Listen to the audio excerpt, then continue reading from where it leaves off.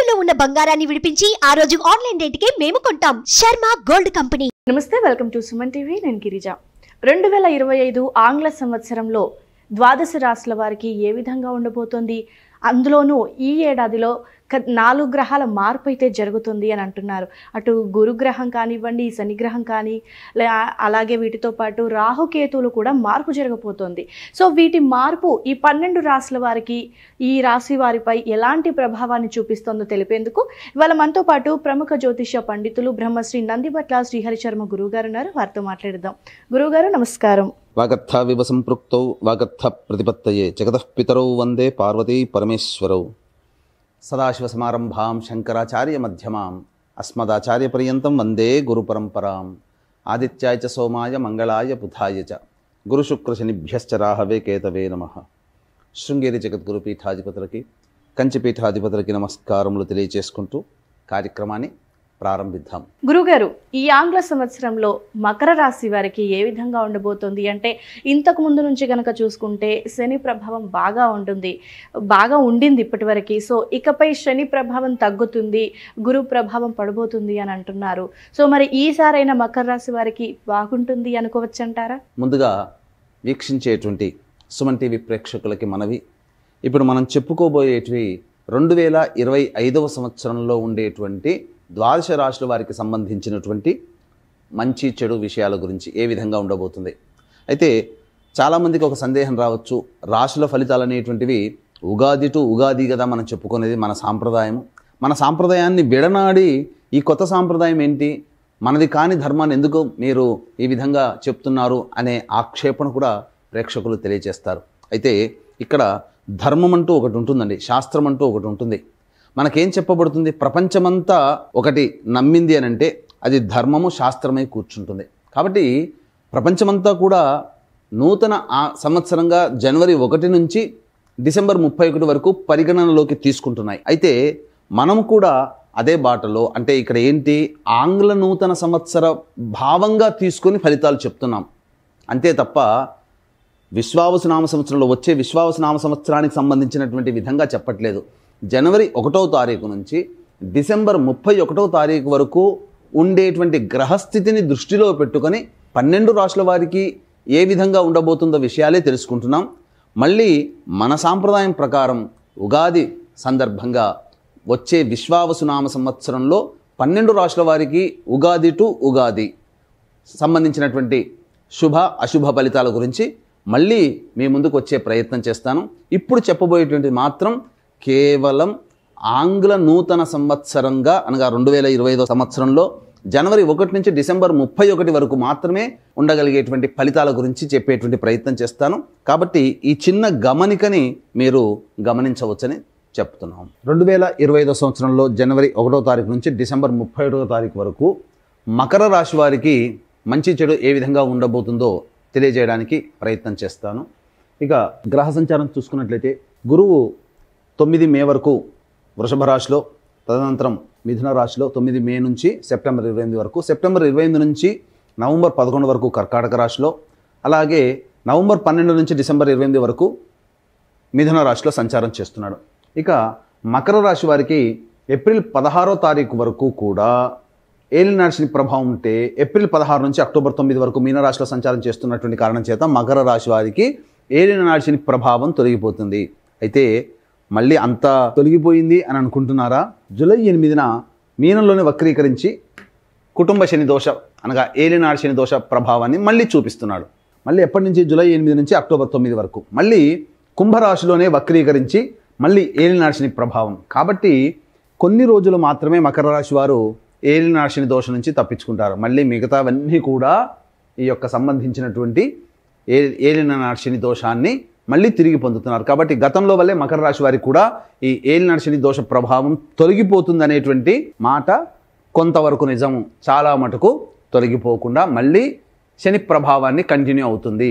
ఇక గమనించుకున్నట్లయితే నవమ స్థానంలో 15 మే వరకు కేతువు మరియు తృతీయ స్థానంలో రాహువు మీనరాశిలోకి, తదనంతరం 16 మే నుంచి సింహరాశిలోకి కేతువు, అలాగే కుటుంబ స్థానంలోకి రాహు ప్రభావం వలన గురుగ్రహము కొంత కాలం మీకు అనుకూలంగా ఉంటుంది, మిగతా గ్రహాలు ప్రధానంగా అనుకూలంగా లేవు. కాబట్టి ఈ 2025వ సంవత్సరంలో మకర రాశి వారు కొన్ని గ్రహాల ప్రభావం వలన కష్ట నష్టములు ఎదుర్కోక తప్పదు. కాబట్టి సిద్ధంగా ఉండండి. సమస్యలు ప్రతి మానవుడికి వస్తాయి, కానీ కొన్ని రోజులు కొన్ని నెలలు అనుకూలంగా ఉంటాయి.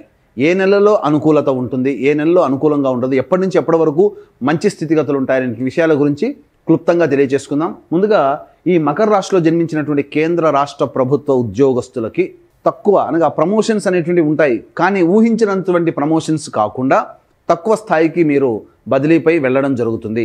కోరుకున్న చోటికి బదిలీలు కావాలనుకున్నప్పుడు చాలా కష్టపడాలి. అధికారుల యొక్క అనుగ్రహం పొందడం కోసం చాలా కష్టపడితే తప్ప కోరుకున్న చోటికి బదిలీ అనేటువంటి జరగవు. ఇక ప్రైవేట్ రంగంలో వర్క్ చేస్తున్నటువంటి మకర రాశిలో జన్మించినటువంటి స్త్రీ పురుషులు ఎవరైనా కానీ చాకచక్యంతో లౌక్యంతో వ్యవహరిస్తూ అధికారులని మెప్పుకోలు కోసం ప్రయత్నిస్తూ పని చేసుకోవాల్సిందే. కాబట్టి మనము ఎక్కువ అనేటువంటి అహం ఎప్పుడైతే వస్తుందో ఈ మకర రాశి వారికి ప్రైవేట్ ఉద్యోగంలో ఇబ్బందులు అనేటువంటి ఎదుర్కోక తప్పదు. నూతన ఉద్యోగం కోసం వెతుక్కోవాలనే ఆలోచన వస్తుంది, కానీ ఆ ఆలోచన ఎలాంటి సందర్భంలో మనం చేసుకోవాలి, ఎప్పుడు నూతన ఉద్యోగం కోసం మారాలనేటువంటి విషయాల గురించి కూడా మీకు తెలియచేయడం జరుగుతుంది. ఇక ఈ రంగంలో జన్మించినటువంటి ప్రధానంగా రాజకీయ రంగంలో ఉన్నటువంటి ప్రముఖులు, మకర రాశిలో ఉన్నటువంటి రాజకీయ ప్రముఖులు ఎవరైతే ఉంటారో ప్రజాదరణ అంతగా లభించక ఇబ్బంది పడుతూ ఉంటుంటారు. ముఖ్యంగా సంపాదించిన సొమ్ము ఖర్చు అయిపోయినా, ఏ పదవి రాలేదని భంగపాటు ఉన్నా పెద్దల యొక్క అనుగ్రహం, రాజకీయ రంగంలో పెద్దల యొక్క అనుగ్రహం ఉండడం చేత స్టే అవ్వగలుగుతారు, అనగా నిలబడగలుగుతారు. ఇది గుర్తుపెట్టుకోండి. ఈ రాశిలో జన్మించినటువంటి సినీ రంగ ప్రముఖులు ఎవరైతే ఉంటారో, అనగా సినీ రంగంలో ఉన్నటువంటి వాళ్ళు, 24 ఫ్రేమ్స్లో వర్క్ చేసేటువంటి వాళ్ళు, టీవీ సీరియల్స్, టీవీ రంగంలో పనిచేసేటువంటి వాళ్ళు, అలాగే ఎలక్ట్రానిక్ ప్రింటింగ్ మీడియాలో ఉన్నటువంటి వాళ్ళు, సోషల్ మీడియా రంగంలో ఉన్నటువంటి వాళ్ళకందరికీ కూడా ఆశించిన మేర శుభ ఫలితాలు అనేటువంటివి కలుగుతాయి. ప్రజాదరణ కలిగినటువంటి ప్రాజెక్టులో మీరు ఉంటారు. ఆదాయం సామాన్యంగా ఉంటుంది, కానీ ప్రజాదరణ హెచ్చుగా ఉంటుంది. కాబట్టి మంచి పని అని ఆలోచన చేసుకొని మంచి వాటిని మీరు ప్రాజెక్టులు తీసుకొని ముందుకు వెళ్ళవచ్చు. అయితే ఇక్కడ ప్రధానంగా ఏ గ్రహాలు మనకు అనుకూలంగా ఉన్నాయి, ఎందుకు మనకు ఈ చెప్పినటువంటి విధానాలు ఉన్నాయి అనేటువంటి విషయాన్ని కనుక చూసుకున్నట్లయితే, ముఖ్యంగా గురువు గారి దగ్గర నుంచి మనం ప్రారంభం చేద్దాం. మే 9 వరకు గురువు పంచమ రాశిలో సంచారం చేస్తూ వృషభ రాశిలోనే ఉన్నాడు. మళ్ళీ ఈ మార్చి వరకు కూడా గురువు వక్రీకరించి చతుర్థ స్థాన ఫలితాన్ని ఇస్తున్నాడు. కాబట్టి అంత దోషప్రదుడేమీ కాదు. 9 మే తర్వాత సెప్టెంబర్ 28 వరకు మిథున రాశిలో సంచారం చేస్తున్నారే ఈ గురువుల వారు, వారి వల్లనే కొన్ని సమస్యలు వస్తాయి. ఈ యొక్క ద్వాదశ రాశుల్లో మకర రాశి వారికి అత్యంత ప్రమాదకారి గురువు. కాబట్టి ఏమవుతుంది, గురువు మిథున రాశిలోకి సంచారం మే 9 నుంచి సెప్టెంబర్ 28 మధ్య కాలంలో ఉన్నప్పుడు ఏం జరుగుతుంది అని అంటే సమస్యలు అక్కడే వస్తాయి. పెద్దల యొక్క సహాయ సహకారాలు రావండి. ఇంకొకటి, అన్నిటికంటే ప్రధానమైనటువంటిది, ఏ పని చేసినా ఆ పని సకాలంలో పూర్తి కాదు. విద్యార్థులకి కష్టకాలంగా ఉంటుంది ఈ సమయం, మే 9 నుంచి సెప్టెంబర్ 28 వరకు. అలాగే ధనం కోసం ఎవరికైనా ఈ సమయంలో మే 9 నుంచి సెప్టెంబర్ 28 మధ్య కాలంలో డబ్బులు ఎవరికైనా ఇచ్చారా, ఆ డబ్బు మీద ఆశ వదులుకోవాల్సిందే. ఎందుకనంటే కష్టములతో కూడుకున్నటువంటి రాబడి ఉంటుంది. ఈ సమయంలో కనుక డబ్బు ఇస్తే చాలా కష్టపడాలి. అలాగే అవసరానికి మేర ఖర్చులకు తగ్గట్టుగా డబ్బు చేతికి అందక అప్పులు చేయాల్సిన పరిస్థితి కూడా మే 9 నుంచి 28వ తారీఖు వరకు గురుగారి వల్ల కలగబోతున్నాయి. కాబట్టి ఈ యొక్క సంబంధించినటువంటి సమయంలో సంతానం కోసం ఎదురు చూస్తున్నటువంటి వాళ్ళకి కొంత చెడు వార్తలు వినాల్సినటువంటి పరిస్థితి, మిస్క్యారీస్ అవుతుండమో జరగవచ్చు. కాబట్టి జాగ్రత్తలు పాటిస్తే ఆ గురుగ్రహ ప్రభావం నుంచి బయటపడవచ్చు. గురువు అశుభుడే మే 9 నుంచి సెప్టెంబర్ 28 వరకు, కానీ దైవానుగ్రహాన్ని పొందే ప్రయత్నం కనుక చేస్తే ఆ గురువు కూడా మీకు యోగించడం జరుగుతుంది. తద్వారా ఇప్పటివరకు చెప్పుకున్న సమస్యలన్నీ కూడా యోగదాయకంగా మారుతాయని చెప్పవచ్చు. ఇక ప్రధానంగా ఎఫ్ఎంసీజీ రంగము సంబంధించి జనరల్ స్టోర్స్, సూపర్ మార్కెట్స్ నడిపేటువంటి వాళ్ళు, బోర్డింగ్ అండ్ లాడ్జింగ్ నడిపేటువంటి వాళ్ళు, రెస్టారెంట్స్ నడిపేటువంటి వాళ్ళు, అలాగే ఎడ్యుకేషనల్ బిజినెస్లో ఉన్నవాళ్ళు, జ్యువెలరీ రంగంలో ఉన్నటువంటి వాళ్ళు, తీర్థయాత్రలు బిజినెస్లు, పూజా స్టోర్స్ నడిపేటువంటి వాళ్ళు, వీళ్ళైతే ఎవరైతే ఉంటారో ఏవైనా మీ ప్రణాళికలు ఏవైతే ఉంటాయో మే 9 లోపలనే చేసుకోవడానికి ప్రయత్నం చేయండి. అనుకూలంగా ఉన్నటువంటి సమయం మే 9 నుంచి సెప్టెంబర్ 28 వరకు అనుకూలత లేదు. మరి సెప్టెంబర్ 28 తర్వాత గురువు గారి పరిస్థితి ఏంటి? మకర రాశి వారికి గురువు సెప్టెంబర్ 28 నుంచి నవంబర్ 11 45 రోజుల పాటు యోగదాయకంగా ఉంటున్నాడు. చక్కగా ఉంటుంది ఈ సెప్టెంబర్ 28 నుంచి నవంబర్ 11 వరకు. ఇక మళ్ళీ నవంబర్ 12 నుంచి డిసెంబర్ 28 వరకు, డిసెంబర్ సంవత్సరం మొత్తం కూడా చూసుకున్నట్లయితే గురువు కర్కాటక రాశిలో ఉన్న వక్రీకరించినటువంటి ఫలితం చేత మళ్ళీ మిథున రాశి ఫలితాలను ఇస్తాడు. తద్వారా ఏమవుతుంది, సంవత్సరం మొత్తంలో మే 9 వరకు, మళ్ళీ సెప్టెంబర్ 29 నుంచి నవంబర్ 11, 45 రోజులు ప్లస్ మే 9 అనగా జనవరి, ఫిబ్రవరి, మార్చి, ఏప్రిల్ 120 ప్లస్ 45 165 ప్లస్ 9 అంటే మొత్తం కలిపి 175 రోజులు. అంటే సరి సమానంగా 6 నెలలు అనుకూలంగా ఉంటాడు గురువు, 6 నెలలు అనుకూలంగా ఉండడు. ఈ మే 9 నుంచి సెప్టెంబర్ 28 మధ్యకాలము, నవంబర్ 12 నుంచి డిసెంబర్ 28 మధ్యకాలం మాత్రం మీకు అనుకూలత ఉండదు. కాబట్టి ఈ యొక్క సమయంలో ధనపరమైనటువంటి, విద్యాపరమైనటువంటి, సంతానపరమైనటువంటి, అలాగే కీర్తి ప్రతిష్టలకు సంబంధించి ఈ సంబంధించినటువంటి పనులలో అనుకూలతకు సంబంధించినటువంటి అన్ని విషయాల్లో సమస్యలు ఏర్పడతాయి. సంతాన మూలకంగా ఖర్చులు, సమస్యలు పెరుగుతాయి ఈ సమయంలో. ఇది గుర్తుపెట్టుకోండి. ఇక శని భగవాన్ల వారి దగ్గరికి వద్దాం. శనివారు ఎలా ఉన్నారు? మకర రాశి నుంచి చూసుకున్నట్లయితే 16 ఏప్రిల్ వరకు ఏలిన నాటి శని ప్రభావం అనేటువంటిది మకర రాశి వారికి ఉంది.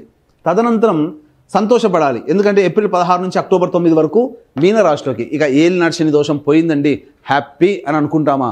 కానీ జూలై 8న మళ్ళీ వక్రీకరించి మళ్ళీ ఏలినాటి శని ప్రభావాన్ని ఇస్తున్నాడు. ఎప్పటి వరకు? జూలై 8 నుంచి అక్టోబర్ 9 వరకు. ఇక తదనంతరం అయినా కానీ బాగుందంటే జూలై 8 నుంచి అక్టోబర్ 9 వరకు, మళ్ళీ అక్టోబర్ 10 నుంచి వక్రీకరించి నవంబర్ 26 వరకు కుంభంలోనే వక్రీకరిస్తున్నాడు. కారణం చేత కుంభంలో వక్రీకరించడం మళ్ళీ జన్మశనికి వస్తున్నాడు. జన్మశని ఫలితాలు అనేటువంటివి వస్తాయి. ఎప్పుడు ఫ్రీ అవుతారో? నవంబర్ 26 నుంచి డిసెంబర్ వరకు. అంటే 31 ప్లస్ 5 రోజులు, 36 రోజులు. ఇక్కడ మళ్ళీ ఏప్రిల్ 16 నుంచి జూలై 8 అనగా ఏంటి? 16 ఏప్రిల్, మే, జూన్ 16, 16 ప్లస్ 14 8 22 ప్లస్ ఎంత? 60 ప్లస్ 22 ఎంత అయిందండి? 82. ఇక్కడ 35, మొత్తం కలిపితే 82 35 మొత్తం మీకు 117 రోజులు. అంటే సరి సమానంగా 118 రోజులు వేసుకోండి. ఈ 118 రోజులే శని మీకు అనుకూలంగా ఉంటాడు. మిగతా సమయమంతా కూడా ఏలిన నాటి శని దోషంలోనగా సంబంధించి జన్మశని, కుటుంబ శని దోషంలో ఈ మకర రాశి వారు ఉంటారు. కాబట్టి ఇటు గురువుగారు, ఇటు శనివారు వీరిద్దరు కూడా అనుకూలంగా లేని కారణం చేత సమస్యలు అనేటువంటివి ఉంటాయి. ముఖ్యంగా ఈ యొక్క మకర రాశిలో జన్మించినటువంటి వారు కష్టే ఫలి అన్నట్టు చందంతో ఉండాలి.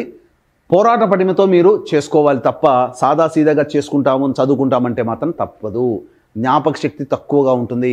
ఇక అధికారులకి, కింది స్థాయి ఉద్యోగస్తులు ఎవరైతే ఉంటారో వాళ్ళ సహాయ సహకారాలు అందకుండా ఉండడం, ప్రతి పని మీరే చేసుకోవాల్సి రావడం అనేటువంటిది ఉంటుంది. అంటే దీని అర్థం ఏంటి? ఈ మకర రాశిలో జన్మించినటువంటి వాళ్ళు 2025వ సంవత్సరంలో మీ పని మీరే చేసుకోవాలి, ఎదుటి వాళ్ళ మీద ఆధారపడకూడదు అనేటువంటి విషయాన్ని గమనించుకోవాలి.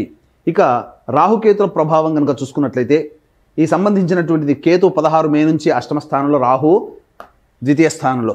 కాబట్టి 16 మే తర్వాత వాహనాన్ని నడిపేటప్పుడు జాగ్రత్తలు పాటించాలి. ఆకస్మికంగా మీకు సంబంధించి ఎనీ ఇన్ఫర్మేషన్ ముందుగా ఎటువంటి సైన్ లేకుండానే మీకు అనారోగ్య సమస్యలు రావచ్చు. కాబట్టి జాగ్రత్తలు పాటించండి. ఆకస్మికంగా వస్తాయి, మీకు గుర్తి తెచ్చి సమస్యలు రావు. ఆకస్మిక సమస్యలు రాహుకేతుల వల్ల వస్తాయి. కాబట్టి రాహుకేతుల యొక్క అనుగ్రహాన్ని, గురుశనుల యొక్క అనుగ్రహాన్ని సంపూర్ణంగా ఈ రాశి వాళ్ళు పొందాలి. ఇక గమనించుకున్నట్లయితే ఈ రాశిలో జన్మించినటువంటి వాళ్ళకి ప్రధానంగా రైతులకి సామాన్యంగా 2 పంటలు సామాన్యంగానే ఉంటాయి. రియల్ ఎస్టేట్ రంగంలో ఉన్నటువంటి వారికి ప్రధానంగా చూసుకున్నట్లయితే నూతన ప్రాజెక్టులు చేపట్టకపోవడమే చాలా మంచిది. ఉన్న ప్రాజెక్ట్ని కంటిన్యూ చేసుకోవడమే చాలా మేలు అనేటువంటి విషయాన్ని గమనించుకోవాలి. అన్నిటికంటే మించి అప్పుగా మీరు ఏది ఇచ్చినా అది తిరిగి రాబట్టుకోవడానికి చాలా కష్టపడాల్సి వస్తుంది. కాబట్టి నిర్మోహమాటంగా ఈ సంవత్సరం డబ్బు విషయంలో మీరు జాగ్రత్తలు పాటించండి. ఇక గమనించుకున్నట్లయితే ప్రధానంగా ఈ సంబంధించినటువంటిది నిరుద్యోగస్తులకి ఎప్పుడు ఉద్యోగ లభ్యత ఉంటుంది? ఇక మార్చి 13 నుంచి ఏప్రిల్ 12 మధ్యకాలంలో ఈ సమయంలో నిరుద్యోగస్తులకి ఉద్యోగ లభ్యత ఉంటుంది. మరియు పనిచేస్తున్నటువంటి వాళ్ళకి ప్రమోషన్స్ కలిగినటువంటి సమయం కూడా ఈ సందర్భంలోనే మీ పేరు నోటెడ్ అయిపోతుంది. ఇక మళ్ళీ తర్వాత మళ్ళీ ఉద్యోగం మారాలి, చేస్తున్నటువంటి సమస్యలు ఎక్కువగా ఉన్నాయి, ఉద్యోగం మార్పు ఏ నెలలో అయితే బాగుంటుందని ఆలోచించేటువంటి వాళ్ళకైతే ప్రధానంగా జూన్ 14 నుంచి జూలై 14 మధ్యకాలంలో కొత్త ఉద్యోగంలో మార్పులు చేర్పులు చోటు చేసుకుంటాయని చెప్పవచ్చు. ఇక ప్రధానంగా చాలా సంవత్సరాలు నెలలు ఓపిక పట్టాం, ఇక మా వల్ల కావట్లేదు, ఈ సంవత్సరంలో మాకు ఉద్యోగంలో ప్రశాంతత లేదు అనుకునేటువంటి వాళ్ళు అప్పుడు అక్టోబర్ 16వ తారీఖు నుంచి డిసెంబర్ 14వ తారీఖు వరకు కూడా మీరు నూతన ఉద్యోగం కోసం ప్రయత్నం చేయవచ్చు. లేదా ఈ చెప్పినటువంటి సమయంలో మీకు ఉద్యోగంలో ప్రశాంతత, అభివృద్ధి బాధ్యతలు పెరగడం, ఇవన్నీ కూడాను ఈ చెప్పినటువంటి సమయంలో కలుగుతాయి. ఇక ముఖ్యంగా గమనించుకున్నట్లయితే లాయర్ రంగంలో ఉన్నటువంటి వాళ్ళకి, రియల్ ఎస్టేట్ రంగంలో ఉన్నటువంటి వారికి మంచి సమయం ఎప్పుడంటే జూన్ 4 నుంచి జూలై 25వ తారీఖు వరకు ఉన్నటువంటి సమయం మంచి సమయం. తద్వారా మీకు కొంతవరకు మంచి చేకూరుతుంది. కాకపోతే ఆరోగ్యం పట్ల శ్రద్ధ వహించాల్సినటువంటి పరిస్థితి జూలై 4 నుంచి జూలై 25 మధ్య కాలంలో. ఇక అన్ని విధాలుగా లాభదాయకంగా ఉన్నప్పుడు అక్టోబర్ 25వ తారీఖు నుంచి డిసెంబర్ 5వ తారీఖు వరకు ఉన్నటువంటి సమయం అన్ని విధాలుగా లాభదాయకంగా ఉంటుంది. అన్ని రంగాలలో, ముఖ్యంగా రియల్ ఎస్టేట్ రంగంలో రైతులకి సంబంధించి, అలాగే లాయర్లు, అడ్వకేట్ బిజినెస్లో ఉన్నటువంటి వాళ్ళకందరికీ కూడాను మంచి శోభాయమానంగా ఆనందకరంగా ఉంటుందని చెప్పవచ్చు. ఇక సాఫ్ట్వేర్ రంగంలో ఉన్నటువంటి వాళ్ళు, ఈ యొక్క మకర రాశిలో జన్మించిన వాళ్ళు ఎవరైతే ఉంటారో కొన్ని ఇబ్బందులు పడక తప్పదండి. గమనించాల్సిందే, ఇబ్బందులు పడక తప్పదు. కాబట్టి ఉద్యోగ భద్రత కోసమే దైవానుగ్రహాన్ని పొందే ప్రయత్నం చేయాలి. ఈ రాశిలో జన్మించినటువంటి స్త్రీలు గతంలో వలె ఉంటాయి, పెద్ద మార్పులు చేర్పులు ఏమీ ఉండవు. కాకపోతే మీ మాటకి విలువ కొంత తగ్గినప్పటికీ బాధ్యతలు మాత్రం పెరుగుతాయి. ఆ బాధ్యతలు పెరగడం వల్ల కొంత శారీరక శ్రమ, మానసిక ఆందోళన ఎక్కువగా ఉంటుంది. పుట్టింటి వారి ఆరోగ్యం పట్ల శ్రద్ధ వహించాల్సినటువంటి పరిస్థితి అనేటువంటిది గోచరమవుతుందని చెప్పవచ్చు. ఇక అన్నిటికంటే ప్రధానంగా ఈ రాశిలో జన్మించినటువంటి స్త్రీ పురుషులకి వివాహాలు బాగా ప్రయత్నం చేస్తే తప్ప వివాహ సంబంధాలు కుదరవు. అయితే గమనించుకోవాల్సినటువంటి అంశం ఏంటంటే, ఈ యొక్క మకర రాశిలో జన్మించినటువంటి వారికి ప్రధానంగా మే 9 నుంచి సెప్టెంబర్ 28 ఉన్నటువంటి మధ్యకాలంలో పెద్దల సహాయ సహకారాలు లేకపోవడము, అలాగే దంపతుల మధ్య, భాగస్వామ్య వ్యాపారస్తుల మధ్య విభేదాలు రావడం, ఇవన్నీ కూడా సమస్యలు ఉంటాయి. కాబట్టి లౌక్యంతో మౌనాన్ని వ్యవహరిస్తూ, లౌక్యాన్ని ప్రదర్శిస్తూ మీరు కనుక ముందుకు వెళితే చాలా మటుకు సమస్యలు తగ్గుముఖం పడతాయని చెప్పవచ్చు.